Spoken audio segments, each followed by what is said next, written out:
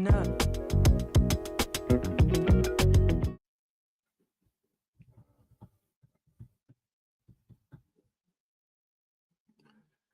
No worries. And we don't even have to fix for this one. We'll do it for the next one. Yeah. Yeah. Well, it's when you enter the studio. We'll do it for the next one. Nope. We're good. So, Brickster, we're on your count.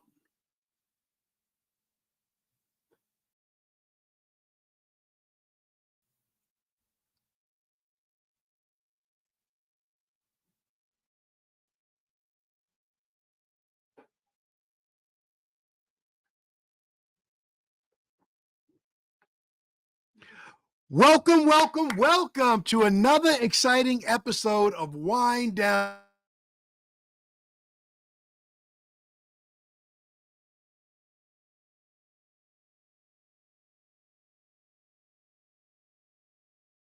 with Ken live stream on YouTube, Facebook, wherever you get your podcast content from.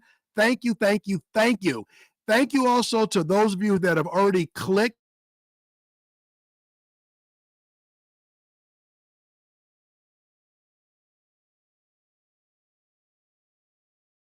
Hey.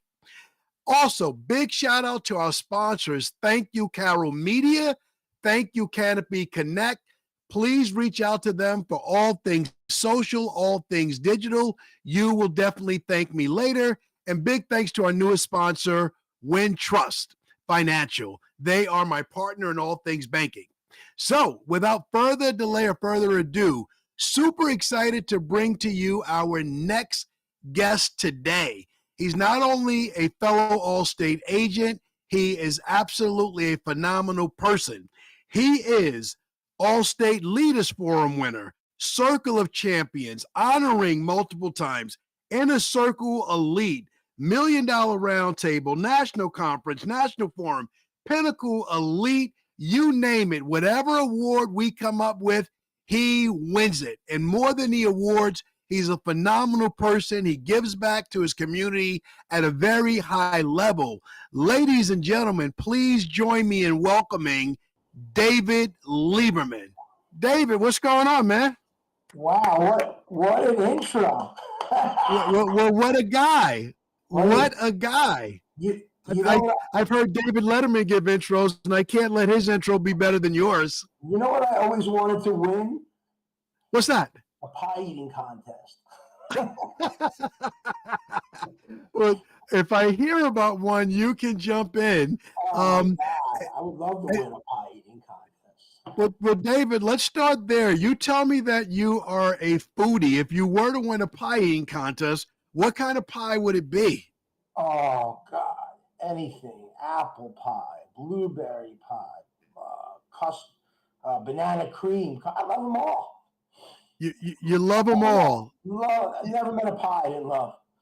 There you go. There you go. David, tell me what I missed in the introduction. Tell the people something nice about your family. I know you have a beautiful family. Let's talk about your family before we get to this business stuff. Oh, Kevin, I'm so blessed. I have a beautiful wife. I have two good-looking kids. They don't get into trouble. They're hard workers, good students.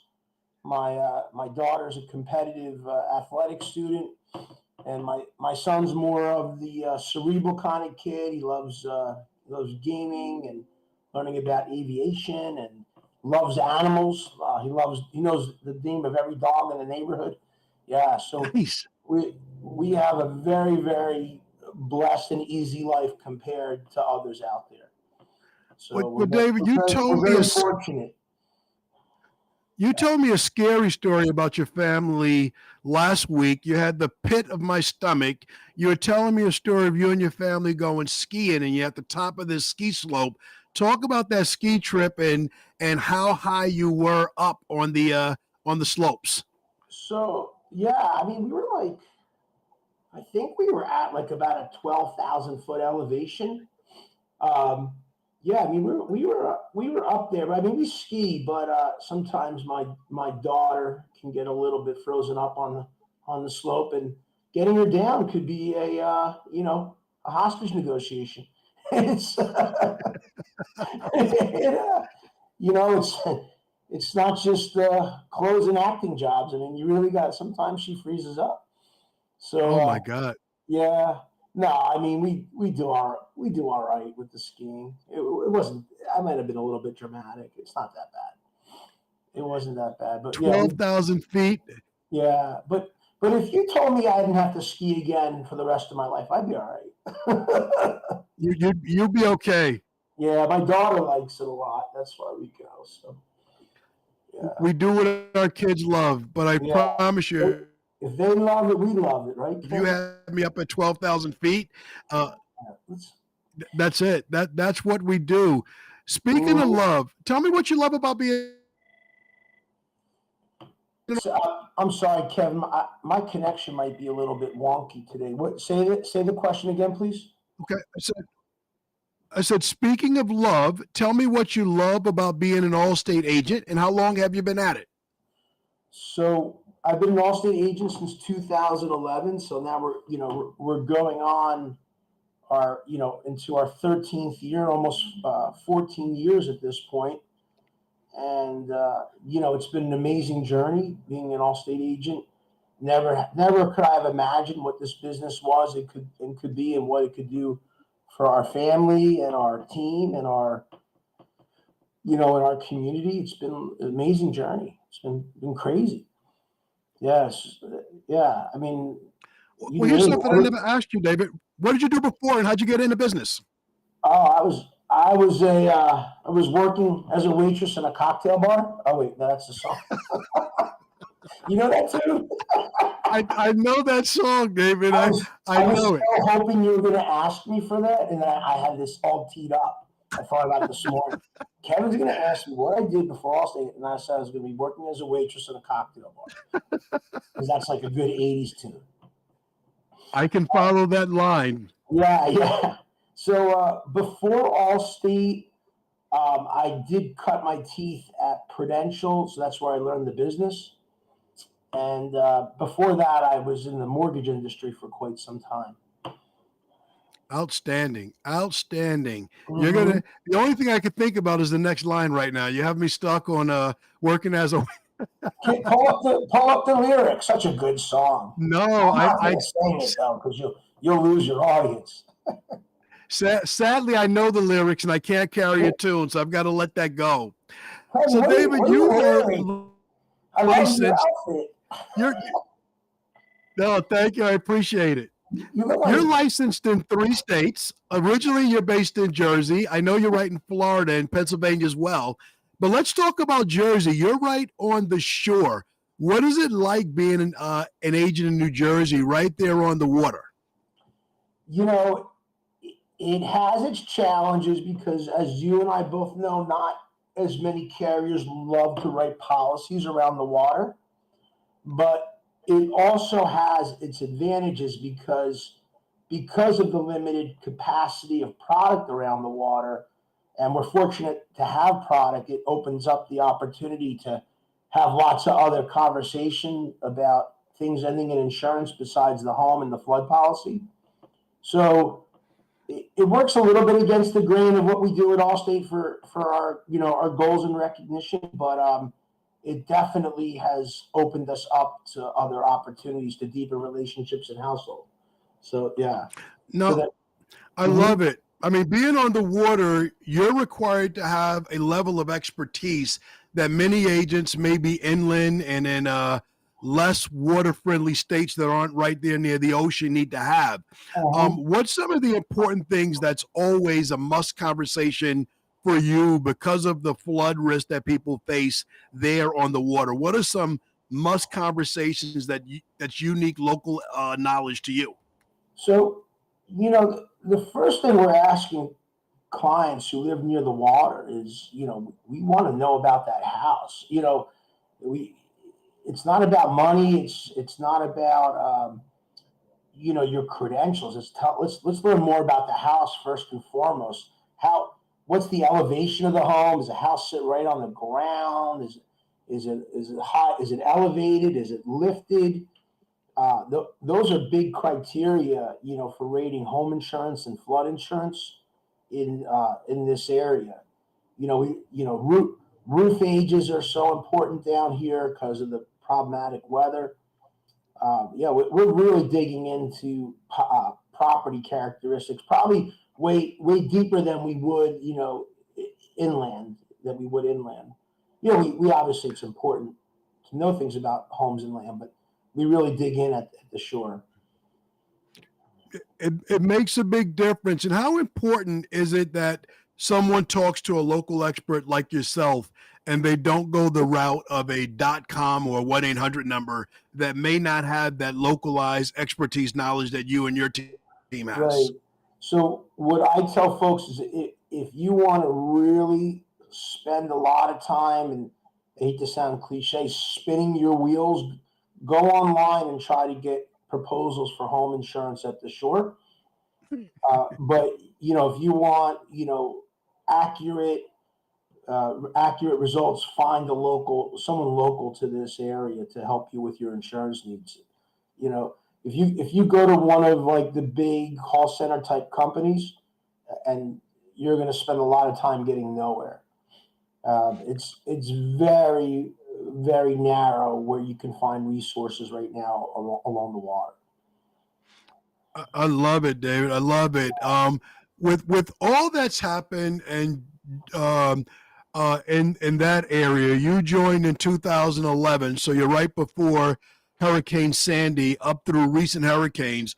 What stands out at you as like a real uh, bad natural disaster, where maybe one particular story where a customer may have been fortunate to have you because you gave them the right advice?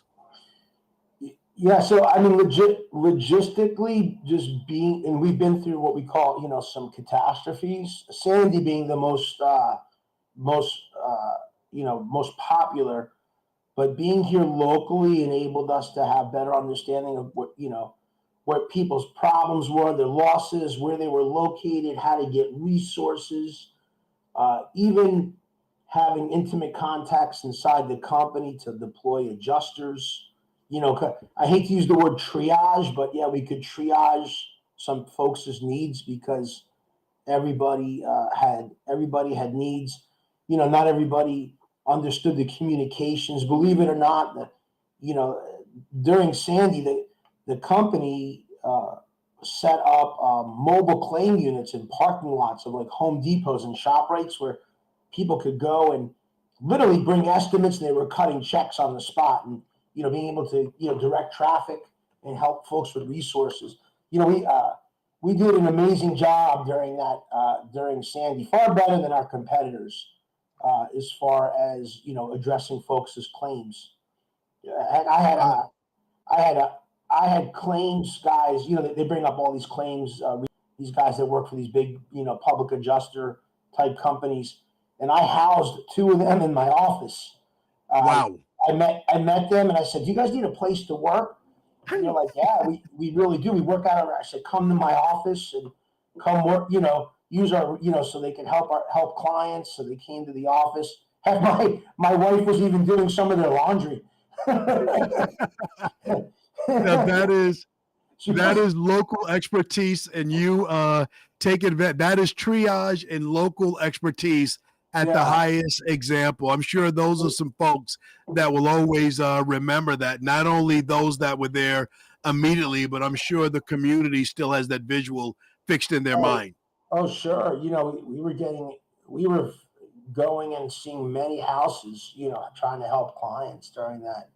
Knock on wood, it's been very quiet in southern New Jersey with losses. You get some wind here or there, but we haven't had something like that now in what's it been, 13 years? Oh, it'll be Yeah, going on 13 13 years. years. Yeah. Yeah, so it's been quiet. We've been fortunate. I don't want to jinx it, but No, no, no. We're not going to talk about it because if you get it, I get it here as right. well on the island. I get it here as well on the island. I get what you get. So Yeah, let's stay on the shore. I love the Jersey Shore. If we were doing this in person and you're a foodie, what's a good local place that you and I may have met and we might eat at? And while you're answering that question, Bernardino or Brixton, I don't see David in front of me right now. I see a calendar. So if everyone just makes sure our view is okay, that'd be great.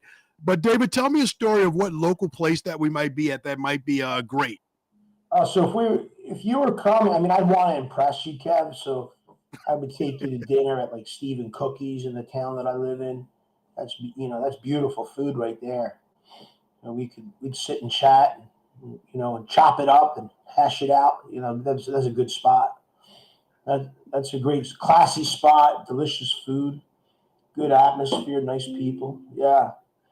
What are we ordering at Stephen Cookies? Are we getting red Oh, meat? Are we getting seafood? What are we doing there? yeah. We're checking all the boxes. We're getting that char grilled oyster salad with the fried Oh oysters yeah. on top, and the cornbread croutons. That's really good. We're getting some lamb chop lollipops to start. Yeah, maybe some for dinner some of that meatloaf. They got a Kobe meatloaf. Oh, they got great food. I can go on and Oh my on. God. Yeah, it's good. That's Oh good my bills God. right there. That's good Oh my bills. Maybe God. we might have some wine too, some wine or a bourbon. Who knows? I'm good with that. I'm good with Uh-huh. both. I'm good with the Chardonnay or your favorite bourbon. I'll let you choose. Yeah, bourbon or Chardonnay, they have it all. That's a good spot for sure. Oh my God. You'd Yeah, have to house me in your office for the night though, David. I'm not driving yeah, back to Long Island yeah, after that yeah. meal or after those beverages. Yeah. Oh, I forgot. Oh, and speak of, they are known for, it's only seasonal, blueberry pie.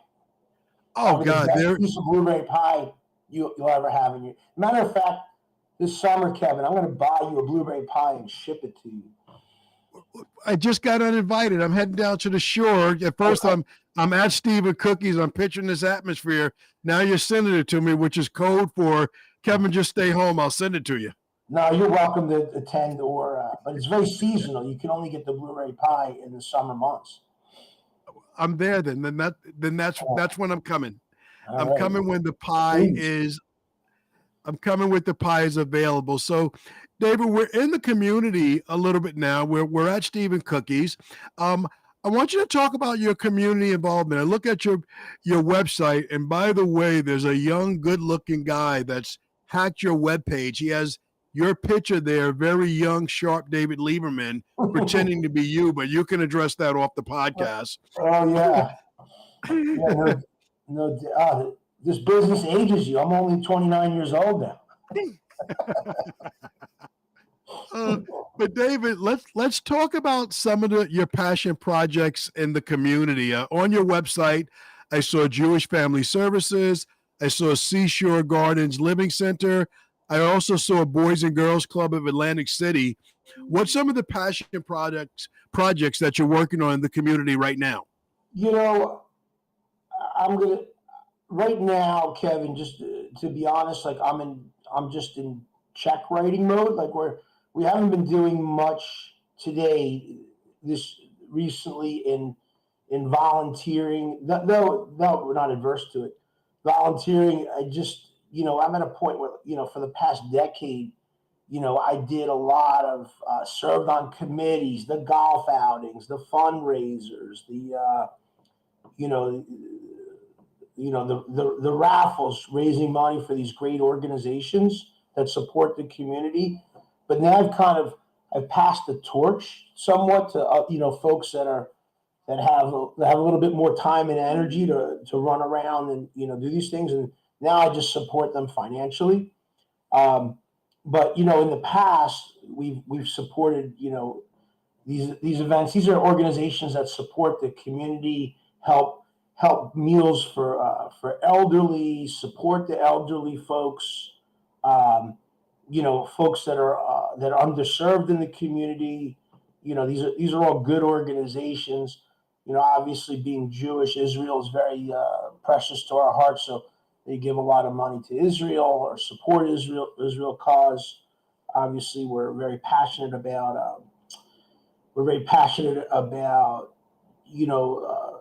anti hate, and that's a big thing these days. And Yes. we anything we can to support our community causes. It's hard for me to say no. Let's put it that way. When someone asks, No, absolutely. Absolutely. yeah. And you For said you're sure. in check And writing mode, too. yeah, Go ahead. and the rabbi told me once. He said, David, he goes, you want a great investment? He goes, I'm going to give you the best investment ever. You ready? He goes, whatever you give, Yes. whatever you give, he said, God's going to give you back tenfold. So he goes, give it a shot. So Nice. giving is a real big part of what we do, how we're wired. It's we we wired. I give money to some. I have a good friend, believe it or not, and probably this is my number one give. And I've never even met these folks. Well, I've met the administrators, but my friend runs an orphanage in Ukraine. Well, they had to Wow. relocate to the orphanage in Ukraine. So for kids on the street in Ukraine, he runs an orphanage. He had to relocate the orphanage because of the war. I think they're now in one of those other Eastern European countries nearby. It was a very big endeavor to reload, but we give quite a bit of money to that orphanage, and they send me pictures of the kids and the programming, and you know, it's just you get involved in things, and you know, you hope what you give does really good for folks.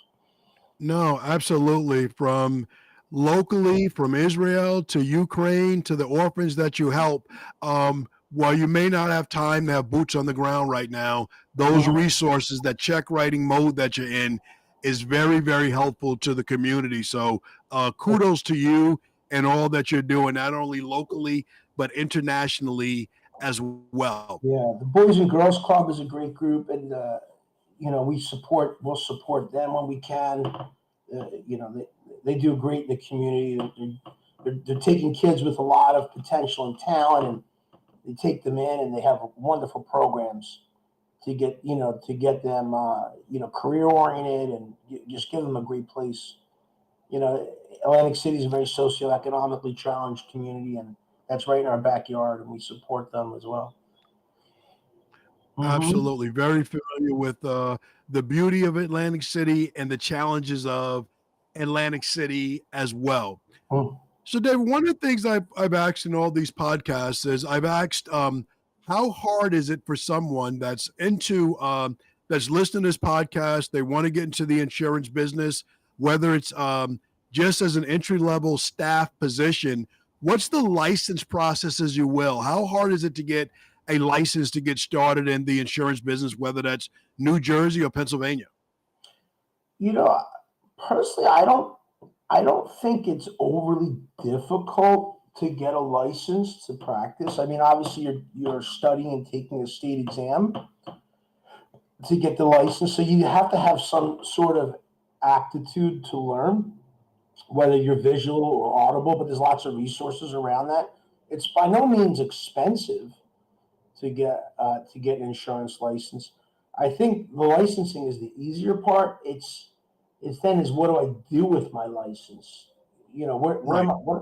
How am I participating in this industry? Am I going to be in sales? Am I going to be in service? Am I going to be in underwriting? Am I going to be in claims? What do I want to do with that license? That's where it gets hard. And that's interesting. You've answered that question differently than everyone else that I've asked that question, because the license does open up a world of opportunities.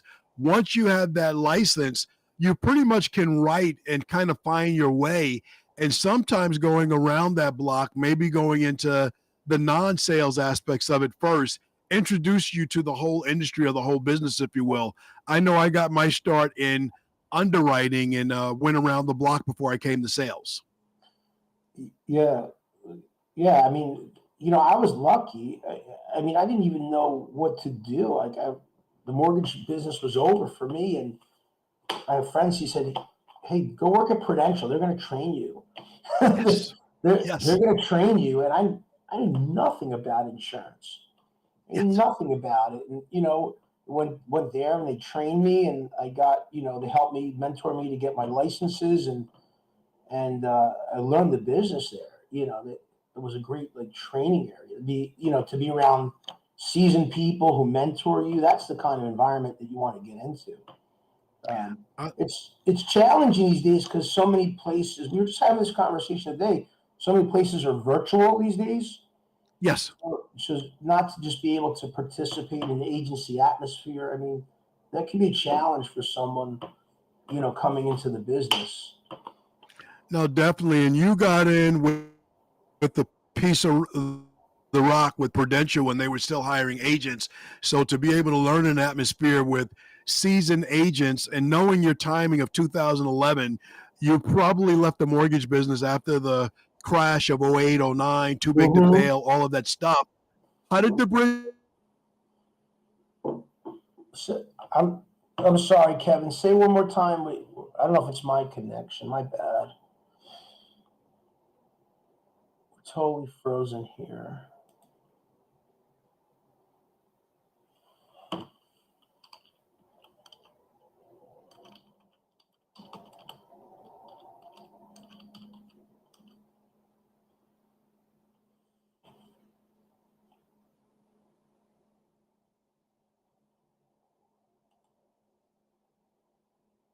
we get so fortunate to find you?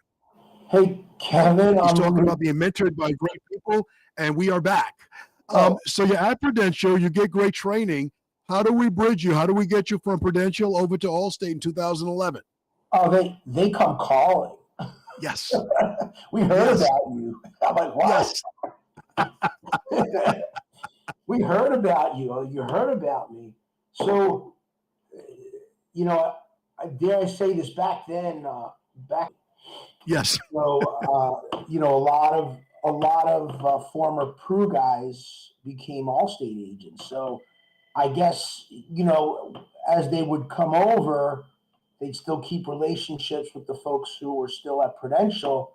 How's it? They would check in from time to time. How's it going? What's going on there? How you performing? And next thing you know, you get a call from a recruiter.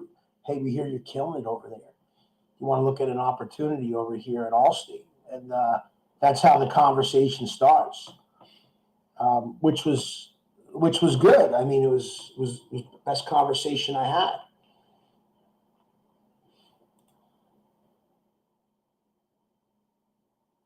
Did I lose you, Kevin? Oh boy.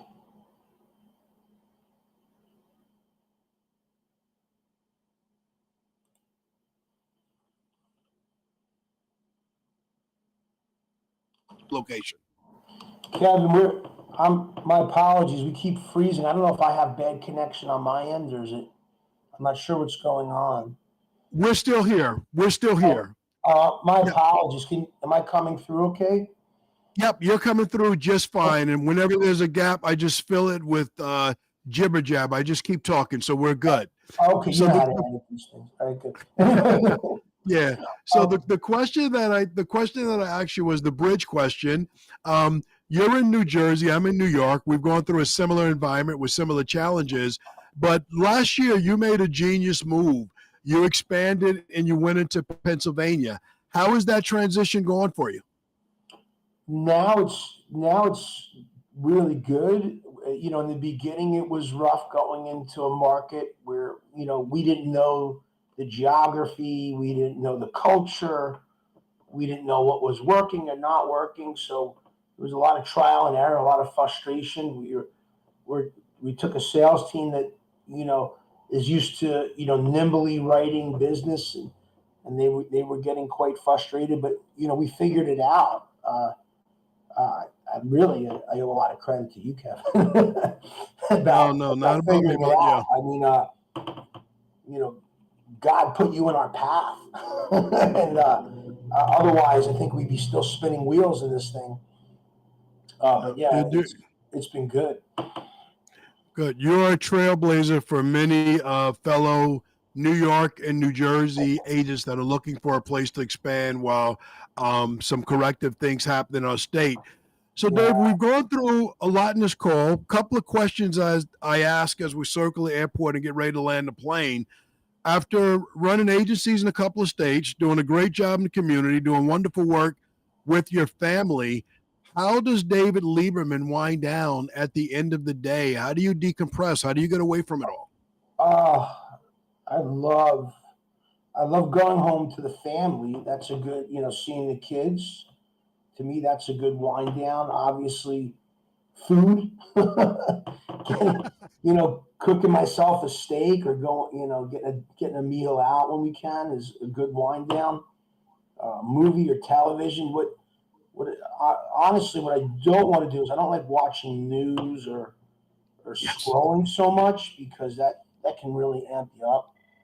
Yeah. It's a shame. I get a little bit clueless what's going on out there, but I think it's just so to watch news or look at social media sometimes, depending on the platform, can be quite toxic. So yeah, I just want to I wind agree down. with you. I mean, Yeah, I definitely agree. So I want to make sure I heard one thing correctly. You said you cook yourself a steak. I would imagine you throw one on for the wife and the kids as well. I would hope. when I get home, Kevin, I become what they call like the short order cook. Okay. 'Cause I'm cooking for me, and then my son wants something, my daughter wants something different, and then my wife is always like, "I'm not going to eat," and ends up picking at everything. So literally, I'm cooking, 3 to 4 different dishes at once when I get. Well, I think it's taken us time to get to the sweet spot of the podcast. I Yeah. did not know you were such a well versed cook. Ah, What are your go tos? What's in uh, the repertoire? What is it that you make, man? Talk to me. obviously steak's my go-to for me. My son loves. He's easy. Just make him a chicken parm 7 days a week. He loves it. Nice. And what my daughter, she's very picky. So like maybe some pasta and some veggies. Once in a while, she'll get into the steak, and then yeah, my wife doesn't like anything. I don't even know if she likes me. No, she she's just picking at whatever everybody's eating. Yeah, but we get into it for sure. David, I love it. Talk. Yeah, I play around the kitchen, but I struggle with the perfect pasta. What's the secret? salt the water. You salt your water. Not as well as you, obviously. Yeah, you got to salt the water, and then it's nice. Invest in a little bit better pasta. If I don't, do you buy like like really good authentic like Italian pasta? I've probably got to buy better. I'll tell you after I make a good one. I'll tell you whether I've done Yeah, it right. try to find the stuff on the shelf with lots of syllables. Okay. Yeah, because like the boxes of your off the shelf what a Lanzoni or what's the other brands out there, Barilla. Those are factory pasta. You want something gourmet with the pasta. The the flour's better. I don't know. Pasta's kind of hit or miss, but the kids like it. I Yeah. love it. I love it. I think we got some extra wisdom beyond the insurance business here. Yeah. A, a closing question for you, David. I always like to have my guests give some sage advice, maybe something from the rabbi again. But listening to this podcast, there are people that maybe are in a career change in flux. Maybe they're thinking about getting into insurance. Maybe they're doing something different. I always like to ask, or maybe they're just having a hard time in life and can use an encouraging word. I always like my guests to give a final encouraging word to anyone that's listened to the podcast. So, any encouraging words, things that have carried you through time or that might be able to help someone else? you know, that's a tough. I mean, look, Kevin. There's been times where we looked into the abyss and it was tough. Like we didn't know what we were going to do. Um, you know, you gotta grind. You have to make the investment. You got to make the investment in your career and your craft. You just can't snap the fingers and have the money. It's just you get anything you do. You got to grind. You got to be will. I can't say that enough. You got to be willing to grind, and you have to be hungry, no matter what it is. I mean, the insurance business, you got to be hungry to make it in the business. That's what drove us is just hunger. we got to feed the family, got to pay the bills, and this was like a great way to do it. This industry is like no other. You can make as much money you want, and you can make it however you want. So it's a great industry to be in. It's changing a lot, but it's still probably one of the best industries to be in, especially if you're in the area like I don't know what I want to do, I don't know what to Yes. do. This industry checks a lot of boxes for folks.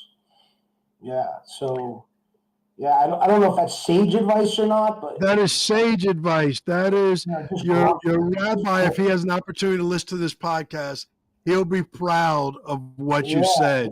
just just we'll get him a copy. He just crashed the car. Poor rabbi. He just crashed the car. Ladies and gentlemen, go ahead, David. Anything else you wanted to share that I didn't ask? No, this was so much fun. I've never been on a podcast before. This is great. This is great. I appreciate you keeping some guardrails on me because I would have just, my ADD, I would have taken this a whole different direction. You did good, Kevin. Oh, good.